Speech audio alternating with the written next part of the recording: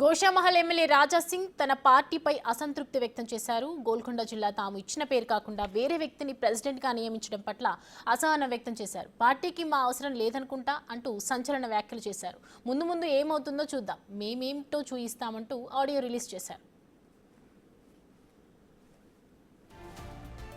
2014లో తాను పార్టీలో చేరానని, అప్పటి నుంచి వేధింపులు భరిస్తూనే ఉన్నానని ఆవేదన వ్యక్తం చేశారు. పార్టీకి తాను అవసరం లేదని, వెళ్లిపోవాలని చెప్తే వెంటనే వెళ్లిపోయేందుకు తాను సిద్ధంగా ఉన్నానని చెప్పారు.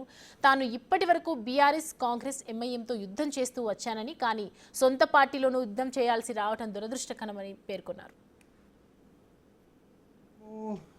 జిల్లా పేరు ఇచ్చినాం. గోల్కొండ జిల్లాలోనే నాకు కాన్స్టిట్యున్సీ వస్తుంది. మేము పేరు ఇచ్చిన తర్వాత కూడా మా పేరు మంచి కార్యకర్త అని డిక్లేర్ చేయకుండా వేరే వ్యక్తిని గోల్కొండ ప్రెసిడెంట్ గా డిక్లేర్ చేసినారు. నేను అనుకుంటున్నా పార్టీకి మా అవసరం లేదనుకుంటున్నా. నో ప్రాబ్లం, ఏం చేయొచ్చు చూపెడతాం ముందు ముందు మా బలం.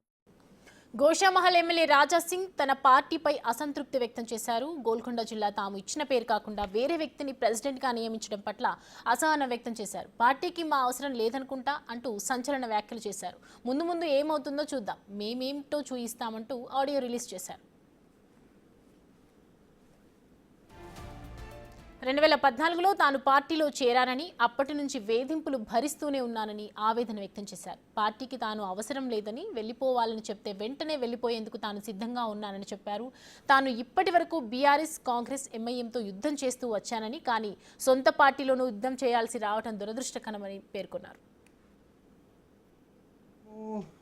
జిల్లా పేరు ఇచ్చినాం. గోల్కొండ జిల్లాలోనే నాకు కాన్స్టిట్యున్సీ వస్తుంది. మేము పేరు ఇచ్చిన తర్వాత కూడా మా పేరు మంచి కార్యకర్త అని డిక్లేర్ చేయకుండా వేరే వ్యక్తిని గోల్కొండ ప్రెసిడెంట్ గా డిక్లేర్ చేసినారు.